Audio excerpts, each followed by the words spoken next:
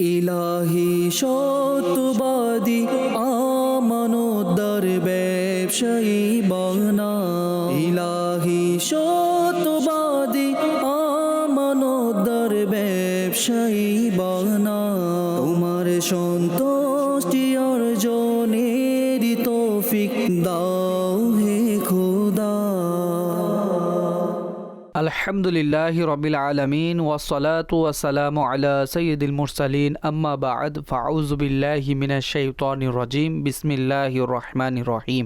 আসসালাতু ওয়াসসালামু আলাইকা ইয়া রাসূলুল্লাহ, আসসালাতু ওয়াসসালামু আলাইকা ইয়া হাবিবাল্লাহ, আসসালাতু ওয়াসসালামু আলাইকা ইয়া নবিয়াল্লাহ ওয়া আলা আলিকা ওয়া সাহাবিকা ইয়া নূর আল্লাহ। মাদানী চ্যানেলের দর্শক, আপনারা যে সময় এই অনুষ্ঠান দেখছেন, আলহামদুলিল্লাহ, তা হলো রমজানুল মুবারকের মহিমান্বিত মুহূর্ত।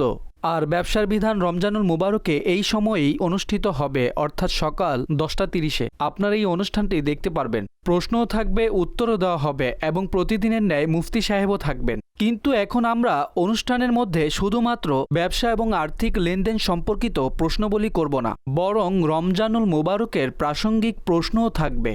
আর যদি অন্যান্য প্রশ্নবলী অনুষ্ঠানে অন্তর্ভুক্ত করতে চাই, তাহলে তাও করা হবে ইনশাআল্লাহ আজ্জা ওয়া জাল। রমজানুল মুবারক মাস, অনুষ্ঠান, ব্যবসার বিধান, মুফতি সাহেব উপস্থিত আছেন, কাজেই সুযোগের সদ্ব্যবহার করতে গিয়ে আজ ইনশাআল্লাহ আজ্জা ওয়া জাল আমরা সূচনা করব এবং বিশেষ করে রমজান সম্পর্কিত কিছু মাসালা রয়েছে, সেগুলোর ব্যাপারেও মুফতি সাহেব থেকে ফতোয়া নিব, বিধান জানবো, বৈধ অবৈধতার ব্যাপারে জানবো। কাজেই শেষ পর্যন্ত দেখতে থাকুন, ইনশাআল্লাহ অনেক কিছু ভালো আপনারা পেতে যাচ্ছেন। আপনি অনেক দিনী জ্ঞানের ভান্ডার পেতে যাচ্ছেন। আল্লাহ চাইলে বিশেষ করে রমজানুল মুবারক রিলেটেড, রোজা রিলেটেড এবং রমজানের যে বিষয়াদি রয়েছে সেগুলো সম্বন্ধেও দুরূদ পাকের একটি ফজিলত শ্রবণ করব। অতঃপর কল নিয়ে মুফতি সাহেবের নিকট উপস্থিত হব। নবী করিম রউফুর রহিম সাল্লাল্লাহু তাআলা আলাইহি সাল্লামের মহত্বপূর্ণ বাণী হলো, নিশ্চয় কাল কিয়ামতের দিন সেটার ভয়াবহতা ও অতিশয় কঠিন পরিস্থিতি থেকে দ্রুত মুক্তিপ্রাপ্ত ব্যক্তি সেই হবে যে দুনিয়ায় আমার প্রতি অধিক হারে দুরুদে পাক পাঠ করবে। সল্লু আলাল হাবিব সাল্লাল্লাহু আলা মুহাম্মদ সাল্লাল্লাহু আলাইহি ওয়াসাল্লাম। মাদানী চ্যানেলের দর্শক, রমজান মাস আমির আহলে সুন্নাত আমাদেরকে যে 3টি কাজ দিয়েছেন, তার মধ্যে একটি কাজ দৈনিক 1200 বার দুরুদে পাক পাঠ করাও রয়েছে। তো এখনই পাঠ করে নিন এবং নিয়ত করে নিন যে দৈনিক 1200 বার দুরুদে পাক পাঠ করব। আল্লাহ তাআলা আমাদেরকে আমল করার তৌফিক দান করুন। আমার কাছেও প্রশ্ন রয়েছে, মুফতি সাহেব আমি রোজা দিয়ে আলোচনা শুরু করতে চাইব। একটা জিনিস ফ্যাশন হিসেবে সামনে আসছে, বা মানুষের নির্বোধতা যাই বলেন না কেন, যে যারা রোজা রাখতে পারছে না, সে বলে ভাই রোজা রাখতে পারছি না, সেটার বিনিময়ে কি টাকা দিয়ে দিব? সেই বিনিময়কে কি বলে, যেটা রোজার পরিবর্তে দেওয়া হয় সেটা বলুন। আর এটা বলুন যে এই কনসেপ্টের ভিত্তি কি। আর যারাই রোজা রাখতে পারছে না, তো তারা কিছু টাকা পয়সা দিয়ে অবসর হয়ে যাবে। দেখুন, রোজার বিকল্প হলো কাজা, অর্থাৎ কাজা রোজা রাখতে হবে। যদি অপারগতাবশত রোজা বর্জন করে বা কোনো কারণ ছাড়া রোজা বর্জন করে, তো এর যে বিকল্প রয়েছে তা হচ্ছে কাজা রোজা রাখা। কেউ যদি সমসাময়িক অসুস্থ ছিল, রোজা রাখতে পারেনি, সুস্থ হয়ে গেলে কাজা আদায় করবে। মুসাফির ছিল, রাখতে পারেনি, এরপর রমজানের পর সেটার কাজা রাখবে। অন্য কোনো কারণে রাখতে পারেনি, সেটারও কাজা রাখবে। কাজেই রোজার বিকল্প কোনোভাবেই ফিদিয়া নয়। ফিদিয়া শুধুমাত্র এক ব্যক্তির জন্য, যে বয়সের সেই পর্যায়ে পৌঁছে গিয়েছে যেখানে বয়সের ছাপ, যেখানে দুর্বলতা, যেখানে বয়োজ্যেষ্ঠ, যেখানে অসুস্থতা তার উপর আধিপত্য লাভ করেছে, আর এখন রিকভারির কোনো আশা নেই। এমন নয় যে প্রত্যেক বৃদ্ধই রোজা রাখতে পারবেন না। 70 বছরের 75 বছরের বৃদ্ধকেও আমি রোজা রাখতে দেখেছি, অনেক সহজেই রোজা রাখছেন। কিন্তু বৃদ্ধ অবস্থায় অসুস্থতাও বেড়ে যায়। তো কিছু বৃদ্ধ এমন আছেন, বয়োজ্যেষ্ঠ মানুষ এমন আছেন, যারা প্রকৃতপক্ষেই এ সমস্যার মুখোমুখি হচ্ছেন। তো কোনো ব্যক্তি যদি বয়োজ্যেষ্ঠের সীমানায় উপনীত হন, বৃদ্ধ বয়সে এমন পর্যায়ে পৌঁছে যায়, এখন রিকভারি হবে না, আর এখন কোনো আশা নেই, তো তার জন্য ফিদিয়া রয়েছে। এক রোজার পরিবর্তে একটি সদকায়ে ফিতর আদায় করা হলো ফিদিয়া। এখন এমন ব্যক্তিও যদি সুস্থ হয়ে যায়, তো তার ফিদিয়া এখন নফল কাজ হিসেবে গণ্য হবে, তাকেও রোজা রাখতে হবে। কিছু রোগ আছে যেগুলো দীর্ঘদিন যাবৎ থাকে, এমন অনেক রোগ আছে যেগুলো দীর্ঘমেয়াদী, কিন্তু সেগুলো স্থায়ী নয়। যেমন আমরা দেখেছি, হেপাটাইটিসের অনেক রোগী আছে যারা বছরের পর বছর রোগে ভুগতে থাকে কিন্তু সুস্থ হয়ে যায়। ক্যান্সারের রোগী পর্যন্ত সুস্থ হয়ে যায়। তো কথা হচ্ছে যে রোগ দীর্ঘমেয়াদী হওয়ার উদ্দেশ্য এটা নয় যে আপনি রোজা বর্জন করবেন। অনুরূপভাবে অনেক মানুষ অসুস্থ হয়, অনেক গুরুতর অসুস্থ হয়, রোজা রাখার শক্তিও থাকে না। কিন্তু যেভাবে এবছর রোজা আসছে, আমাদের অধিক রোজা হলো মার্চ মাসে। মার্চ মাসে কিছুটা গরম পড়ে, নো ডাউট। এখন মার্চ মাসে গরম পড়েছে, কেউ ডায়াবেটিসের রোগী আছে, আরও 2-3 জন রোগী একত্রিত হয়ে গিয়েছে, তাদের অনেক কষ্ট আছে।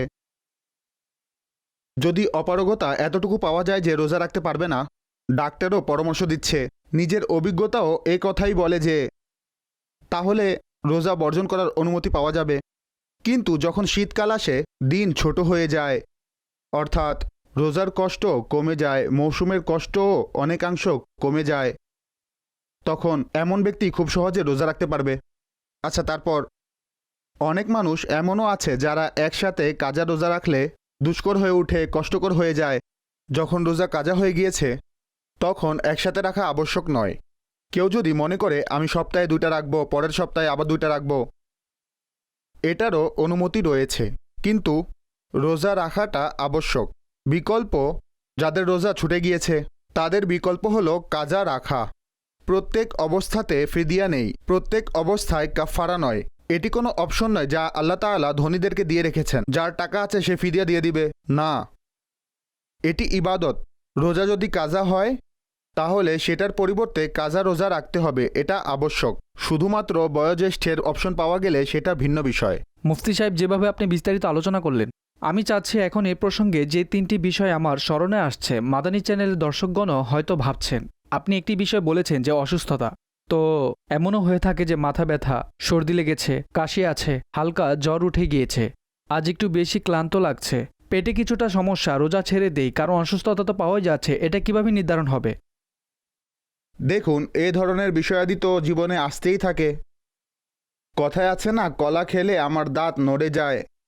এমনটা তো হবে না যে আপনি এত দুর্বল হয়ে গিয়েছেন যে আপনি এই হালকা পাতলা জিনিসও সহ্য করতে পারছেন না। এগুলোকে হালকা পাতলা অসুস্থতা বলে, গুরুতর অসুস্থতাকে গণ্য করা হবে। অনেক রোগ এমন আছে যে মানুষ অজ্ঞান হয়ে যায়, গুরুতর অসুস্থ হয়ে পড়ে, অনেক বেশি কষ্ট হয়, যেমন জ্বর। জ্বরে আক্রান্ত ব্যক্তির রোগ প্রতিরোধ ক্ষমতা কমে যায়। জ্বর হলে তো মানুষের বিছানা থেকে উঠাই কষ্টকর হয়ে যায়, সে রোজা কিভাবে রাখবে? তো আমরা সব কিছুই বুঝি যে কোন রোগকে হালকা পাতলা গণ্য করা হয় আর কোন রোগকে অনেক গুরুতর মনে করা হয়। তো গুরুতর যে রোগ রয়েছে, গুরুতর কষ্টের যে অবস্থা রয়েছে, সেই অবস্থায় রোজা বর্জন করা যাবে। মাথায় হালকা পাতলা ব্যথা আছে বা হালকা পাতলা টেম্পারেচার বেড়েছে, অনেক টেম্পারেচার এমন রয়েছে যে মানুষ বিশ্রাম করে নেয়, তার বিশ্রাম করার সুযোগ আছে, ফলে মানুষ সুস্থ হয়ে যায়। জি, বরং অনেক মানুষ তো অসুস্থ হলে খাবারই খায় না। জি, যাদের সুস্থ হতে মন চায় না তাদের অভিজ্ঞতা আছে। বলার উদ্দেশ্য হচ্ছে খেতে মন চায় না, এমন নয় যে আপনি মনে করেন যে রোজা রাখলে আরও অসুস্থ হয়ে যাব। প্রেক্ষাপট দেখা হয়, আপনি নিজ থেকে সিদ্ধান্ত নেবেন না। আর দুর্ভাগ্যবশত আমাদের ডাক্তার সাহেবগণও অনেক সময় রোগীর সমাধানের ফাঁদে পড়ে যান। আমার কাছে একটি ফোন আসলো কিছুদিন পূর্বে, আর আমার সাথে আধা ঘন্টা কেউ কথা বলল, আধা ঘন্টা। জি, অনেক সৌভাগ্যবান মুফতি সাহেব। আমি তাকে প্রশ্ন করেছিলাম, টেকনিক্যাল প্রশ্ন ছিল, তালাকের মাসআলা ছিল। তো আমি জানতাম যে সে এখানে থামবে না, সে তার ক্ষোভ বের করবে। যতক্ষণ সম্পূর্ণ ক্ষোভ প্রকাশ হবে না, সে উত্তরের প্রতি সন্তুষ্ট হবে না। তো আমি শুনতেই থাকলাম। আধা ঘন্টা পার হয়ে গেল, কথা শুনলাম, তারপর আমি সেই টেকনিক্যাল প্রশ্ন পুনরাবৃত্তি করলাম, যে শব্দাবলী এমন ছিল, পরিস্থিতি এমন ছিল। তো দেখুন, অনেক সময় সম্মুখে যে আছে না, জি, সে তার ক্ষোভ প্রকাশ করতে চায়। ঠিক আছে, খুবই ভরপুর। ঠিক আছে।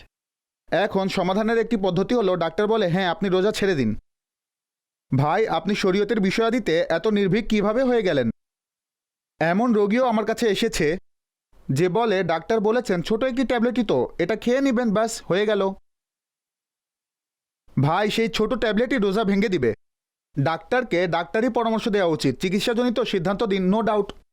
কিন্তু তা বাস্তবসম্মত হতে হবে। ডাক্তার মুফতি সাহেব, ডাক্তার ডক্টর মুফতি মুফতি হয়ে কখন হয়ে গিয়েছে। গেল?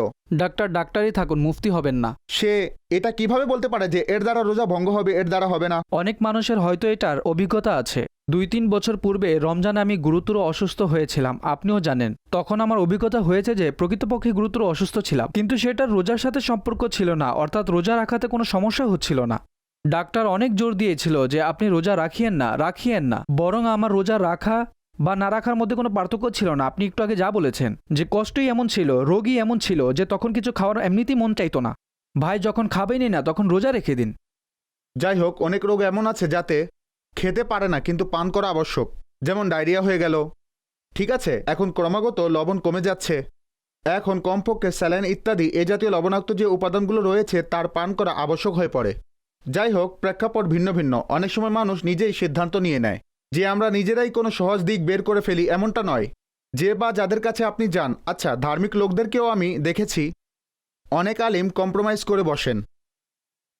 একটু নামধারী ব্যক্তি হলে, বিত্তশালী বা এমন কিছু, তাদের অনেক সামনে সময় তাদের প্রভাবও পড়ে। তারা সাহস করে না। দেখুন, আলিমে দিন হল নায়েবে রাসূল।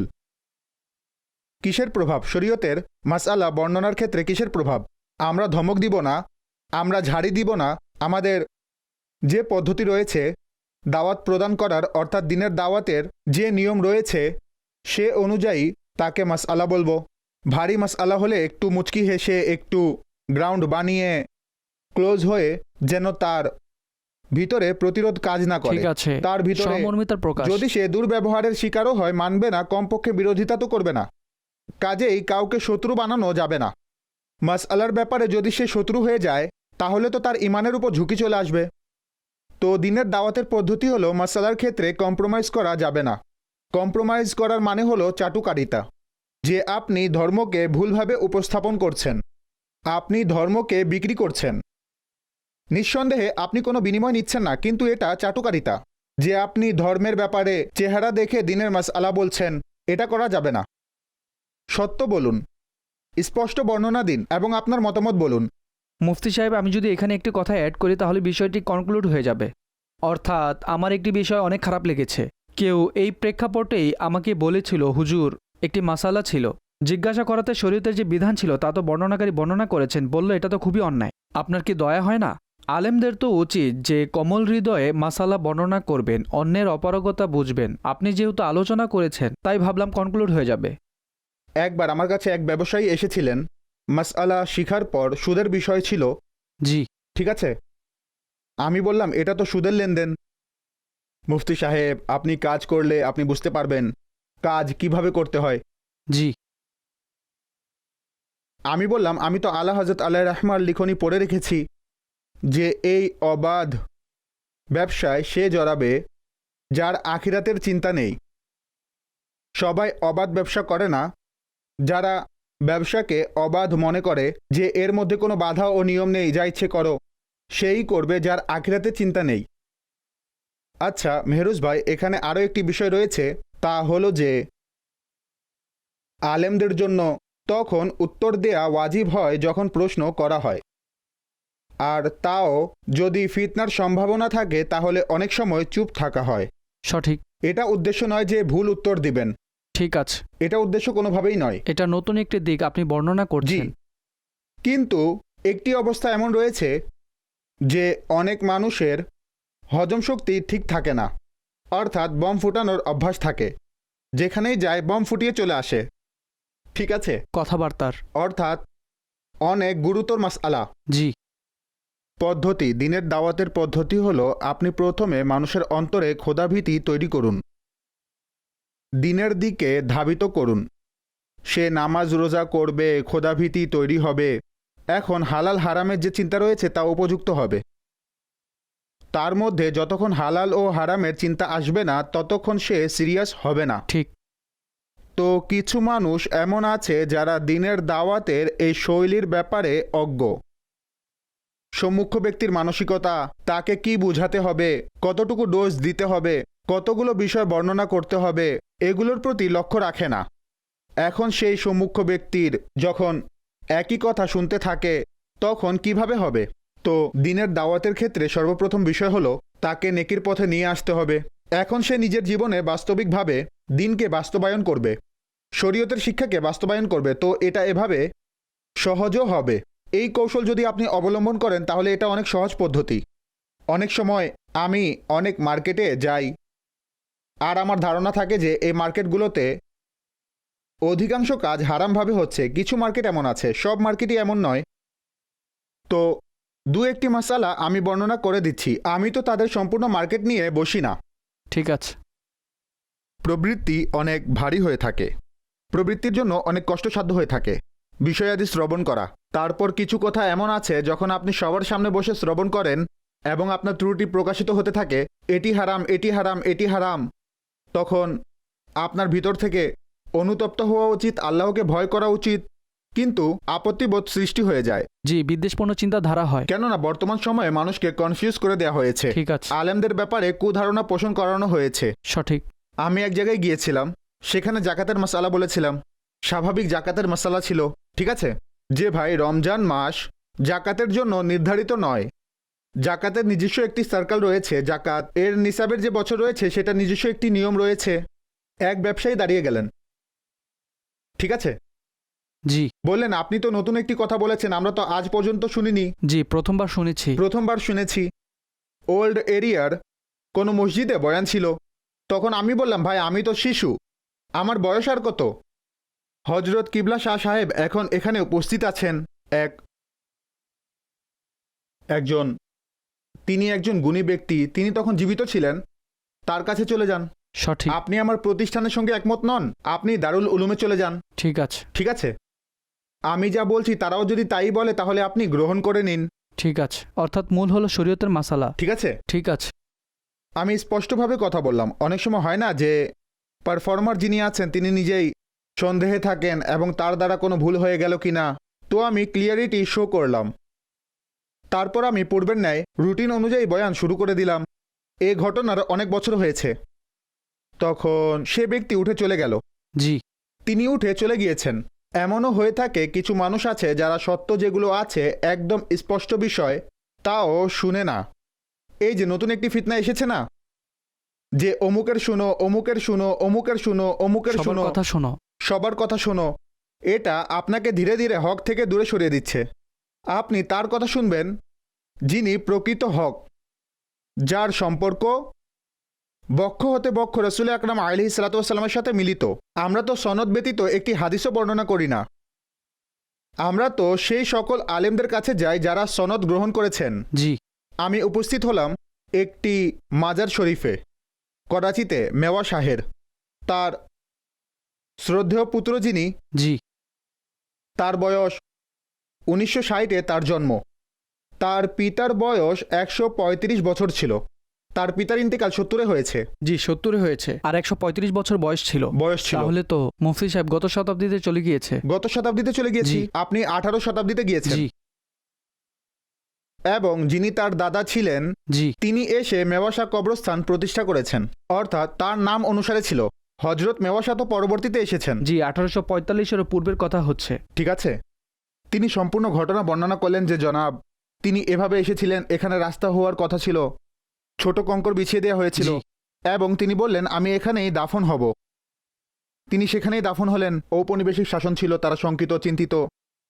জি। কবর কোত্থেকে আসলো? যেই সরাতে আসছিল সেই ব্যর্থ হয়ে ফিরে যাচ্ছিল।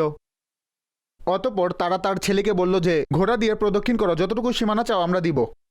তো মাঙ্গোপির রোড আসছিল, এদিক দিয়ে যাওয়ার কথা ছিল, সে এদিক থেকে সরে আমরা যা দেখি বড় বোর্ডের দিকে মার্বেল মার্কেট দিয়ে বের হয়েছে, সেদিকে মুভ হয়েছে। এখন এই সমস্ত ঘটনা আমাকে কে বলেছে? জি, তার নাতি। সেই ব্যক্তি বলেছে যে তার পিতার কাছে নিজের দাদার ব্যাপারে শুনেছে। ঠিক আছে, মাঝখানে একটি মাধ্যম আছে। আর মাশাআল্লাহ জিলানি বংশধর, হুজুরে গৌসে পাক রাদিয়াল্লাহু আনহুর আওলাদ। আর সৈয়দদের নিজস্ব ধারাবাহিকতা থাকে, তাদের নিজস্ব সনদ তাদের নিজ থাকে, বংশ সাজরা আলাদা, তাদের নিজের বংশীয় সাজরা থাকে। জি। তো বক্ষ থেকে বক্ষ বিষয়াদি সামনে এভাবেই আসছে। জি, মাশাআল্লাহ। তো এভাবেই সব হয়। তো আমরা সেই ব্যক্তি যে একটি হাদিস বর্ণনা করার জন্য বর্তমান যুগ থেকে শুরু করে নবী আকরাম আলাইহিস সালাতু ওয়াস সালাম পর্যন্ত সম্পূর্ণ সনদ নিয়ে আসি। সুবহানাল্লাহ। আমাদের কাছে কোনো দুর্বল বর্ণনাকারী থাকে না। আমরা যদি বুখারী বর্ণনা করি তাহলে ইমাম বুখারী সূত্র দেখে বর্ণনা করি না। আমরা বলি আমাদের বুখারী শরীফ শুনিয়েছেন হজরত মুফতি আব্দুল মান্নান আজমি সাহেব আলাই রাহমা, তিনি আমাকে সনদ দিয়েছেন এবং তাকে সনদ দিয়েছেন সদরুস শরিয়া এবং তাকে সনদ দিয়েছেন আলা হজরত। আর আলা হজরতের সনদ এই ব্যাপারে সম্পূর্ণ কিতাব লেখা আছে যে আলা হজরত কার কাছে কার কাছে কার কাছ থেকে নিয়েছে। তো আমরা তো এক এক বিষয়ে সনদ রাখি। তো মার্কেটে সনদহীন যারা চলে এসেছে, বৃষ্টির ফোটার ন্যায় স্থানে স্থানে দোকান খোলা হচ্ছে, তাদের পিছনে কেউই নেই, নো সাপোর্ট। তারা আজ আছে, কাল ইন্তেকাল হবে, দুনিয়া থেকে বিদায় নেবে, চ্যাপ্টার ক্লোজ। তাদের সম্পূর্ণ ধর্ম কবরে চলে যাবে। কাগজের ফুল। কাগজের ফুল, ঠিক আছে। বরং বলতে গেলে থিয়েটারের অভিনেতা, থিয়েটার বন্ধ হয়েছে, চলে গিয়েছে, কেউ জানতে পারলো না যে স্ক্রিপ্ট কোথায় গেল, অভিনেতা কোথায় গেল, সেখানকার ঝলমলে লাইটিং কোথায় গেল, অডিয়েন্স কোথায় গেল। কিন্তু 1400 বছর ধরে যার সম্পর্ক রাসূল আকরাম আলাইহিস সালাতু ওয়াস সালামের সাথে মিলিত, আমি নিজের কথা বলছি না, আমার মতো লাখো মানুষ আজও জমিনে বিদ্যমান আছে। ইমামে আজম আবু হানিফার অনুসারীদের মধ্যে শুধু স্কলার্সের কথা বলছি, সেই স্কলার্স যারা মুফাসসিরিন, যারা মুহাদ্দিসিন, যারা ফুকাহা, আজ এই ভূখণ্ডে লাখো সংখ্যক বিদ্যমান আছে। ইমাম শাফির অনুসারী হোক, ইমাম আজমের অনুসারী হোক, ইমাম মালিকের অনুসারী হোক, ইমাম আহমদ বিন হাম্বালের অনুসারী হোক, তারা সনদ রাখে, এক একটি কথার সনদ রাখে। যদি তারা পাগড়িও বাঁধেন তো এই পাগড়িরও তারা সনদ লাভ করেছেন। সুবহানাল্লাহ। তারা পাগড়িও সনদ লাভ করে পরিধান করেন। দলিলবিহীন কিছুই নেই। দলিলবিহীন কিছুই নেই। মনোযোগ দিয়ে শ্রবণ করুন। আপনার যদি থিয়েটার দেখার আকাঙ্ক্ষা থাকে, শুধু অভিনেতাদের দেখা, আপনার আকাঙ্ক্ষা শুধুমাত্র মিষ্টি মিষ্টি কথা শোনা, তো এটা দিন হতে পারে না। দিন সেটাই যা সনদ সহকারে রয়েছে। এজন্যই বলা হয়েছে, মুসলিম শরীফের মধ্যে একটি উক্তি রয়েছে, দিনই বিষয়াদি যদি হয় তাহলে দেখো দিন কোত্থেকে অর্জন করছো। জি, অত্যন্ত সংবেদনশীল বিষয়। খুবই বিস্তারিতভাবে আলোচনা হয়েছে। আর আমি মনে করি যে যদি কারো মস্তিষ্কে এ ধরনের কুমন্ত্রণা থেকে থাকে তাহলে আল্লাহ চাইলে এই আলোচনার পর আর থাকা উচিত নয়। মুফতি সাহেব এর পূর্বে আমাদের যে আলোচনা হচ্ছিল, যার প্রেক্ষিতে এতক্ষণ বিস্তারিত আলোচনা করলেন, আবারও আসবো রমজানের দিকে, রোজার দিকে। আপনি একটি অপারগতা বর্ণনা করেছেন যে সফর একটি অপারগতা, রোজা না রাখার। তো যেদিন সফর করবে, যেমন আজ সফর করব, তো আজকে রোজা কি শুরু থেকে ছেড়ে দিব? অনুরূপভাবে যেই দিন পৌঁছাবে সেই দিনের রোজাও কি বর্জন করবে, কি করবে? দেখুন, সফরের দুটি অংশ রয়েছে। একটি হলো স্টার্টিং পয়েন্ট, আপনি সফর করবেন। আপনার সফর দিনেও হতে পারে, 10টার সময় হোক, 12টার সময় হোক, 2টা 3টার সময় হোক। আরেকটি হলো আপনি সামনের দিনগুলোতে সফরেই আছেন, সেই সফর 5 দিনের হোক, 10 দিনের হোক, আপনি কোনো এক স্থানে যাচ্ছেন, 15 দিনের কম নিয়ত যদি থাকে তাহলে আপনি মুসাফির থাকবেন। অনেকগুলো শহরে যাচ্ছেন, যেমন রমজানুল মুবারকে মানুষ উমরা করতে যায়, তো কিছুদিন মক্কায় অবস্থান করেন, তো কিছুদিন মদিনায় অবস্থান করেন। ঠিক আছে, সে 20 দিনের জন্য গিয়েছে, কিন্তু 2 জায়গায় ভাগ হয়ে গিয়েছে, আর কোনো স্থানেই তার 15 দিনের অবস্থান পাওয়া যায়নি, তাই সে মুসাফিরই থাকবে। এখন যখন সফর শুরু হয়ে গিয়েছে এবং পরবর্তী দিন যখন আসবে তখনও মুসাফির, তাই রোজা ছাড়তে পারবে, এতে কোনো সন্দেহ নেই।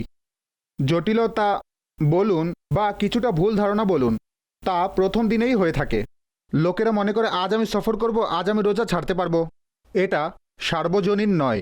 যদি সুবহে সাদিকের পূর্বে আপনার সফর শুরু হয়ে থাকে, 3টার সময় আপনার ফ্লাইট এবং সাহারির শেষ সময় 4টা, তো আপনি আগত দিন রোজা রাখবেন না, এই সুযোগ রয়েছে, পরবর্তী কাজা হিসেবে রেখে দিন। কিন্তু যদি আপনি তখন সফর করেন যখন রোজা শুরু হয়ে যায়, সাহারির সময় শেষ, রোজা শুরু হয়ে গিয়েছে, তখন যদি আপনার সফর শুরু হয় তাহলে আপনাকে সেদিনের রোজা রাখতে হবে। আপনি প্রশ্ন করেছেন যেদিন ফিরে আসবেন, জি, তো যখন ফেরার সময় ট্রাভেল করবেন তখন তো আপনি মুসাফির। ঠিক আছে, সেদিন যে সময়ই হোক না কেন, সঠিক। দিনে 10টার সময় হোক বা 2টার সময় হোক, রোজা বর্জন করার শিথিলতা বিদ্যমান যখন আপনি মুসাফির, আপনার মুকিম হওয়া যদি পাওয়া না যায়। মুফতি সাহেব, আপনি মাশাআল্লাহ সংক্ষিপ্ত আকারে এটার যথেষ্ট ব্যাখ্যা প্রদান করেছেন। এখন আমি এমন কিছু প্রশ্ন করে নিতে চাচ্ছি যা খুবই কমন, প্রতি বছরই করা হয়, আপনি এর উত্তর প্রদান করেন। আর আমি আশা করি এখনও তা মাদানী চ্যানেলের দর্শক এবং সোশ্যাল মিডিয়ার দর্শকদের জন্য অনেক উপকারী হবে। মুফতি সাহেব, কিছু প্রশ্ন আছে, আমি আপনাকে আরজ করব, আপনি যদি সেগুলোর কুইক রিপ্লাই দিয়ে দেন, জায়েজ বা নাজায়েজ, হালাল ও হারাম হওয়ার দৃষ্টিকোণ থেকে, তাহলে আমাদের জন্য উপকারী হবে। যেমন খুবই কমন একটি প্রশ্ন হলো, রমজান মাসে রোজা অবস্থায় ইঞ্জেকশন বা ড্রপ লাগালে রোজা ভঙ্গ হবে নাকি হবে না? দেখুন, আমাদের দৃষ্টিভঙ্গি হলো রোজা অবস্থায় ইনজেকশন বা ড্রিপ লাগানোর কারণে রোজা ভঙ্গ হয় না। অনেক আলিম আছে যাদের দৃষ্টিভঙ্গি এটাই। হজরত মুফতি শরীফুল হক আমজাদি সাহেব রহমতুল্লাহি আলাইহি অনেক বিস্তারিতভাবে তার আলোচনায় এই বিষয়টি বর্ণনা করেছেন। কতিপয় আলিম আছেন যাদের এই দৃষ্টিভঙ্গিও রয়েছে যে ভঙ্গ হয়ে যায়, তো মতপার্থক্য থাকতেই পারে। কিন্তু আমাদের দারুল ইফতা আহলে সুন্নাতের দৃষ্টিভঙ্গি এটাই যে রোজা অবস্থায় ইনজেকশন বা ড্রিপ লাগালে রোজা ভঙ্গ হবে না। মুফতি সাহেব, অনেক মানুষের শ্বাসকষ্ট সমস্যা থাকে, তারা ইনহেলার ব্যবহার করে এবং রোজা থাকা অবস্থাও তাদের অনেক সময় ব্যবহার করার প্রয়োজন পড়ে, এর বিধান কি হবে? ইনহেলার থেকে যে উপাদান বের হয় তা আপনার মুখের ভেতরে যায়, পেটে যায়, কণ্ঠনালীতে যায়। তো ইনহেলারে বাষ্প থাকে, কাজেই ইনহেলার ব্যবহার করলে রোজা ভেঙে যাবে। কোনো রোগী এমন যদি থাকে যার এত কষ্ট হয় যে রোজা রাখতেই পারবে না, ইনহেলার ছাড়া চলতেই পারবে না, বা রাখা তো শুরু করেছে, এখন শ্বাসকষ্ট হয়ে গিয়েছে, তো এমন অবস্থায় আমরা এটা বলবো না যে ইনহেলার ব্যবহার করবেন না। সে ইনহেলার তো ব্যবহার করবে, কিন্তু রোজা ভেঙে যাবে। অর্থাৎ যেভাবে কোনো ব্যক্তি আহত হয়ে গেল, এখন তাকে পানি পান করানো আবশ্যক হয়ে পড়েছে, বা কেউ রোগের সেই পর্যায়ে পৌঁছে গিয়েছে রোজা অবস্থায় যে তাকে পানাহার করানো আবশ্যক হয়ে গিয়েছে, তো যেভাবে সেখানে রোজা ভাঙ্গার অনুমতি রয়েছে, এই কনসেপ্ট বিদ্যমান রয়েছে, রোজা ভঙ্গ হবেই। কিন্তু যদি রোজা অবস্থায় ইনহেলার আবশ্যক হয়ে পড়ে তো রোজা ভঙ্গ হয়ে যাবে, এটার কাজা করতে হবে। ঠিক আছে মুফতি সাহেব, রক্ত বের করার দ্বারা রক্ত বের করলো বা রক্ত প্রবেশ করালো, এই ক্ষেত্রে রোজার বিধান কি হবে? সাধারণভাবে কোনো কিছু ভিতরে প্রবেশের কারণে রোজা ভঙ্গ হয়। জি। বের হলে ভঙ্গ হয় না, শুধুমাত্র বমির একটি ধরন ব্যতীত, যে যদি কেউ জেনে বুঝে বমি করে এবং তা মুখ ভর্তি হয়ে আসে, এর দ্বারা রোজা ভঙ্গ হয়ে যায়। তো রক্ত বের হওয়াতে, রক্ত বের হওয়া এমনই যেভাবে ইউরিন ইত্যাদি বের হয়, প্রস্রাব ইত্যাদি মানুষেরা যে করে সেগুলোও তো বের হয়, রক্তও যদি বের হয় তাহলে এতে রোজা ভঙ্গ হবে না। যদি লাগানো হয়, কোনো রোগীর পেশেন্টের রক্তের প্রয়োজন ছিল আর তাকে লাগাতে হবে। দেখুন, যেভাবে আমরা ড্রিপের ব্যাপারে বলেছি ড্রিপের দ্বারা রোজা ভঙ্গ হয় না, তদ্রূপ কেউ যদি রক্ত নেয় তাহলে এর দ্বারাও রোজা ভঙ্গ হবে না। জি। মুফতি সাহেব, অনুরূপভাবে অক্সিজেনের প্রয়োজন পড়ে, আর যদি অক্সিজেন নেয় তাহলে এর বিধান কি হবে? রোজা অবস্থায় অক্সিজেনের দ্বারা রোজা ভেঙে যাবে। মুফতি সাহেব, অনুরূপভাবে অনেক সময় ক্ষত হয়ে থাকে, কখনো অ্যাক্সিডেন্ট হয়ে যায় বা পুরনো আঘাতের ব্যান্ডেজ পরিবর্তন করতে হয়, তখন এর বিধান কি হবে? বাহ্যিক কাজ, এগুলোর সম্পর্ক অভ্যন্তরের সাথে নয়। পেটের মধ্যে আপনি কিছু প্রবেশ করাচ্ছেন না।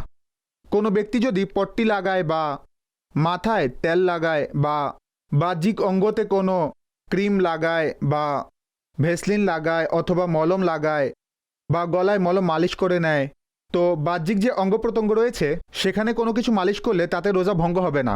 মুফতি সাহেব, অনুরূপভাবে নাক বন্ধ হয়ে যায়, নাকেরও ড্রপ পাওয়া যায়, তা যদি নাকে দেওয়া হয়? দেখুন, নাকে দেওয়া বস্তু কণ্ঠনালীতে যায়। কণ্ঠনালী একটি কেন্দ্রীয় রাস্তা পেট পর্যন্ত যাওয়ার জন্য, তো এই ড্রপ দ্বারা রোজা ভেঙে যাবে। মুফতি সাহেব, বাম যেগুলো রয়েছে, বাম যা ইনহেলার করা হয়, স্মেল বের করা হয়, অর্থাৎ সেটার স্মেলের দ্বারাও উপকার হয়, সেটার বিধান কি হবে? দেখুন, সেটা যদি শুধু ঘ্রাণ হয় জি। এবং সেটার কোনো উপাদান যায় না, জি। কিছু মলম এমন আছে যা ঘ্রাণ নেওয়া হয় সেটার উপাদান যায় না, তো সেটা আতরের নেয়। ঠিক। কেউ যদি আতরের ঘ্রাণ নেয়, গোলাপ ফুলের ঘ্রাণ নেয়, তো তাতে রোজা ভঙ্গ হয় না, এতেও রোজা ভঙ্গ হবে না। তো কানে ওষুধ দেওয়ার বিধান কি হবে? দেখুন, যদি কারো কানের পর্দা ফাটা থাকে তাহলে কোনো কিছু দিলে তা মুখের ভিতরে চলে যাবে। মুখের ভিতর দ্বারা কি উদ্দেশ্য মুখ নিব? দ্বারা উদ্দেশ্য পেট। ঠিক আছে। পেটে যাওয়ার বিভিন্ন রাস্তা হয়ে থাকে। মস্তিষ্কে ছিদ্র হয়ে গেল, আর একটি রাস্তা হয়ে যাবে, ঠিক আছে। যা সাধারণত রাস্তা নয়। ঠিক আছে। সাধারণত রাস্তা হলো নাক। আমাদের নাক রয়েছে, আমাদের মুখ রয়েছে, আরও দু একটি রাস্তা রয়েছে যেগুলো বলা যুক্তিযুক্ত নয়। তো বলার উদ্দেশ্য হলো, যদি কারো পর্দা না থাকে এবং তখন সে তার কানে ড্রপ দেয় তো তার রোজা ভেঙে যাবে। আর পর্দা যদি সুরক্ষিত থাকে তাহলে দারুল ইফতা আহলে সুন্নাতের মত হলো যে যদি কানে কেউ ড্রপ দেয় তাহলে এতে রোজা ভঙ্গ হবে না। কতিপয় আলেম অবশ্যই এটা বলেন যে কানে রোজা অবস্থায় ড্রপ দেওয়া যাবে না, এতে রোজা ভঙ্গ হয়ে যায়। তো যদি অপারগতা না থাকে তাহলে আলেমদের মতানৈক্য থেকে বেঁচে থাকা উচিত, পরে দিয়ে দিন। কিন্তু আমাদের দৃষ্টিভঙ্গি হলো রোজা ভঙ্গ হবে না। মুফতি সাহেব, একইভাবে চোখে ওষুধ দেওয়া, ড্রপ দেওয়া? দেখুন, চোখে যেখানে ড্রপ দেওয়া হয় সেখানে সূক্ষ্ম একটি ছিদ্র বিদ্যমান যা কণ্ঠনালীতে প্রবেশ করে। ছিদ্রের সাহায্যে কোনো কিছু যদি কণ্ঠনালীতে যায় তাহলে রোজা ভেঙে যাবে। এজন্যই রোজা অবস্থায় চোখে ড্রপ দেওয়ার একেবারেই অনুমতি নেই। রোজা ভঙ্গ হওয়ার হুকুম লাগানো হবে। তেল লাগানোতে, সুগন্ধি লাগানোতে, ক্রিম লাগানোতে, এগুলোতে কি রোজা ভঙ্গ হবে? হ্যাঁ, পাঞ্জাবের অধিবাসীরা এটাকে তেল ঢালা বলে, করাচিবাসীরা তেল লাগানো বলে। ঠিক আছে, জি। মহিষ আছে না, সেগুলোর মুখে তেল ঢালা হয়। ঠিক আছে, তো সেটাও একটি দিক মুখে প্রবেশ করানোর। সাধারণত তেল চুলে লাগানো হয়, বাহ্যিক অঙ্গে লাগানো হয়, তো এটাকে লাগানো বলে, এতে রোজা ভঙ্গ হবে না। আপনার আর কি প্রশ্ন ছিল? তেল, ক্রিম, খুশবু। হ্যাঁ, ক্রিম লাগানোতে সুগন্ধি লাগালে রোজা ভঙ্গ হবে না, কেননা এগুলো আপনি বাহ্যিক অঙ্গে লাগাচ্ছেন, কোনো কিছু ভিতরে প্রবেশ করছে না। হ্যাঁ, সুগন্ধির জন্য যদি কেউ লোবান ব্যবহার করে এবং তাতে নিঃশ্বাস নেয়, ঘ্রাণ নেয়, এতে রোজা ভেঙে যাবে। যদি ধোঁয়া থাকে, কেউ বাইক দিয়ে যাচ্ছে এবং গাড়ির সাইলেন্সার চাপলো, যেমনটি আমাদের এখানে করাচিতে বড় বড় বাস চলাচল করে, মিনি অর্থাৎ পাবলিক ট্রান্সপোর্ট, অনেক পুরনো, যা বাইকে যাতায়াতকারী পুরো পোশাক কালো করে দেয়। এখন সেই ধোঁয়া কারো মুখে প্রবেশ করলো, এখানে ইচ্ছাকৃত হয়নি, নিজে নিজে প্রবেশ করেছে। ধুলোবালু যেগুলো রয়েছে, কেউ মিলে কাজ করে, আটা পেশার মিলে সেখানে ধুলো উঠছে, ইচ্ছাকৃত নয়, ঘ্রাণ নিচ্ছে না, ঠিক আছে। এক্ষেত্রে ক্ষমা করা হয়েছে। এ ধরনের যে ধুলো রয়েছে তাতে ক্ষমা করা হয়েছে। রোজা অবস্থায় মিসওয়াক করার হুকুম কি হবে? রোজা অবস্থায় মিসওয়াক করা যাবে, হ্যাঁ, তবে আঁশ যেন ভিতরে প্রবেশ না করে। মিসওয়াক করা যাবে। অনুরূপভাবে রোজা অবস্থায় টুথপেস্ট ব্যবহার করা যাবে? টুথপেস্ট ব্যবহারে রোজা ভেঙে যায় এমন নয়। টুথপেস্টের উপকরণ যদি ভিতরে প্রবেশ করে তাহলে রোজা ভঙ্গ হয়ে যাবে, না হলে রোজা ভঙ্গ হবে না। অনুরূপভাবে থুতু বা কফ বিশেষ করে রোজার শুরুগুলোতে বেশি হয়ে থাকে। থুতু বা কফ আসলো এবং তা গিলে ফেললো, কণ্ঠনালীতে চলে গেল। কিছু মানুষ মনে করে যে থুতু গিলেছে মানে রোজা চলে গিয়েছে, রোজা রেখে থুতু ফেলতেই থাকে। এটা সঠিক নয়। আর কফ ভিতর থেকেই এসেছে এবং তা এসে চলে গিয়েছে। এমনিতে কফ মস্তিষ্ক থেকেও বের হয় কণ্ঠনালীতে, বা নাকের মাধ্যমে কণ্ঠনালীতে চলে গিয়েছে, তো ভিতরের বস্তু ভিতরেই চলে গিয়েছে, এতে কোনো সমস্যা নেই। হ্যাঁ, কেউ থুতু হাতে নিয়েছে, সেটা লেহন করছে, একবার বের করার পর কার্যত এমনটা হয় না, স্বভাবত কেউ এমনটা করে না, কিন্তু কখনো যদি এই কাজটি পাওয়া যায় তাহলে এতে রোজা ভেঙে যাবে। এমনিতেই মুখে থুতু আসলো, মুখে তৈরি হয়েছে এবং তা আপনি গিলে ফেললেন, তো এতে কোনো সমস্যা নেই। সর্বশেষ আমি একটি প্রশ্ন করতে চাইব, রমজান রিলেটেড যে আমাদের কালচার নতুন প্রমোট করা হচ্ছে, আগেও ছিল কিন্তু এখন কিছুটা বেশি হচ্ছে কারণ মূল্যস্ফীতি বেড়ে গিয়েছে, সেটি হলো সাশ্রয়ী বাজার। রেশমের, ফ্রুটসের, খাবার পানীয় দ্রব্য ইত্যাদি, এমনকি পোশাকের ক্ষেত্র, কাপড়ের ক্ষেত্র, জুতার ক্ষেত্র সাশ্রয়ী বাজার লাগানো হচ্ছে। কল্যাণকামী প্রকৃতির কিছু মানুষ যারা পণ্য ক্রয় করার পর হয়তো কম লাভে দিয়ে দেয় বা লাভ ছাড়াই দিয়ে দেয়, বরং সাবসিডি করে, অর্থাৎ যত টাকা দিয়ে ক্রয় করেছে তার চেয়েও কম টাকায় দিয়ে দেয়। তো এই সম্পর্কে কি ইরশাদ করবেন? দেখুন, নিঃসন্দেহে এটাও একটি নেকির কাজ। মুসলমানদের জন্য সহজ করা, মুসলমানদের সাথে উত্তম আচরণ করা, তাদের জন্য প্রশান্তির মাধ্যম তৈরি করা নেকির কাজ। আমি কয়েকদিন পূর্বে একটি ভিডিও দেখেছি, জডিয়া বাজারের এক ব্যবসায়ীর ভিডিও ছিল। সেখানে তিনি বলছেন, ভাই, এই রেটে আমরা পাইকারি ক্রেতাদের পণ্য দিচ্ছি, হোলসেল রেটে, কেননা সাধারণ মানুষকেও দেই। তিনি রাস্তায় স্টল লাগিয়ে দিয়েছেন, জি, এবং মানুষ গিয়ে পণ্য ক্রয় করছে। আচ্ছা, এক্ষেত্রে এ বিষয়টিও সামনে রাখা আবশ্যক যে অনেকগুলো ব্যবসায়ী মানুষ চ্যারিটির নামে বিওসি কোয়ালিটির পণ্য দিয়ে দেয়। এমন করা উচিত নয়।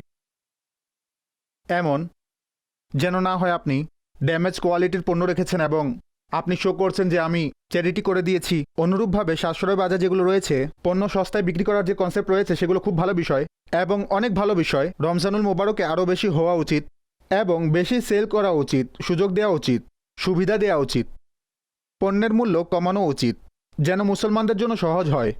এখানে আরও একটি বিষয়, অনেক জায়গায় দেখা যাচ্ছে যে অনেক মসজিদ সাশ্রয়ী বাজারের দিকে ইনভলভ হচ্ছে। যদি মসজিদ এই অর্থে ইনভলভ হচ্ছে যে এখানে যতজন এলাকার মানুষ হয় তারা মিলেমিশে বাহিরে একটি স্টল লাগিয়ে দিল, তাহলে তো এটা খুবই ইতিবাচক উদ্যোগ, অনেক সুন্দর একটা উদ্যোগ। তো তাদের নিজেদের টাকা ভর্তুকি দিচ্ছে, সেটাও তাদের নিজেদের টাকা, এখানে কারো জাকাত ব্যবহার হচ্ছে না। যদি জাকাত ব্যবহার হয় তাহলে আপনাকে হকদার এবং বেহকদারের ব্যাপারে সচেতন থাকতে হবে। এ অর্থে তো প্রশংসাযোগ্য কাজ, কিন্তু এর অর্থ এটা নয় যে মসজিদের জিনিসপত্র এর মধ্যে ব্যবহার করবেন। মসজিদের ফ্যান ব্যবহার হচ্ছে, মসজিদের ভিতরে এই সকল কার্যকলাপ হচ্ছে, এটা তো ব্যবসা সম্পর্কিত কার্যকলাপ। অবশ্যই এটি চ্যারিটি কাজ, কিন্তু মসজিদ এই চ্যারিটি কাজের জন্য নয়। মসজিদ হলো ইবাদতের জন্য। মসজিদ সম্পর্কিত যে কাজ রয়েছে তাই ফিনায়ে মসজিদে হবে, আর মসজিদে ইবাদত হবে। জিকির, আজকার, বয়ান, ওয়াজ, নসিহত, এগুলোই মসজিদের উদ্দেশ্য। মসজিদে এই কাজের জন্য চাঁদা দেয়া হয়। তো মসজিদের ভিতর যদি আপনি দোকান দিয়ে দিবেন, এর অনুমতি নেই। প্রকৃতপক্ষে এটা হয়ে থাকে যে মধ্যম পন্থায় চলতে হয়। সম্মিলিত সঠিক নয়, বিচ্ছিন্ন সঠিক নয়, অর্থাৎ সীমার কমও সঠিক নয়, সীমা অতিক্রম করাও ঠিক নয়। ব্যালেন্স রেখে চলা আবশ্যক। আর মসজিদ কমিটিদের মধ্যে বর্তমানে অনেক বেশি অলসতা দিনের পর দিন বেড়েই চলেছে। প্রাথমিক কনসেপ্ট হলো তাদের জানাই নেই যে ওয়াকফের বিধান কি, ওয়াকফের ব্যাপারে কোন বিষয়গুলোতে লক্ষ্য রাখতে হবে। তো এ ব্যাপারে কিবলা শাইখে তরিকত আমির আহলে সুন্নাতের একটি পুস্তিকা রয়েছে, পুরো একটি কিতাব, চাঁদা সম্পর্কিত প্রশ্নোত্তর। এই কিতাবটি অধ্যয়ন করা অতিশয় উপকারী হবে। প্রত্যেক মসজিদ কমিটিকে এই কিতাবটি অবশ্যই পাঠ করা উচিত। ঠিক আছে মাদানী চ্যানেলের দর্শক, আজ আলহামদুলিল্লাহ অনুষ্ঠানে অনেকগুলো প্রশ্ন করা হয়েছে, কয়েকটি সংক্ষিপ্ত আকারে হয়েছে, কয়েকটি বিস্তারিতভাবে হয়েছে। আমি আশা করি যে অনেক সুন্দর সুন্দর বিষয় দিয়ে আপনারা জেনেছেন। আল্লাহ করুন যেন এগুলো স্মরণে থাকে, এগুলোর উপর আমরা আমল করতে পারি। মাদানী চ্যানেলের অনুষ্ঠান অব্যাহত রয়েছে, আমাদের অনুষ্ঠানের সময় শেষ, কিন্তু মাদানী চ্যানেল রাউন্ডিং ক্লক চলছে। পুরো রমজান শরীফের বিশেষ ট্রান্সমিশন রয়েছে, কাজে আপনারা অন্য কোথাও যাবেন না। Stay with us.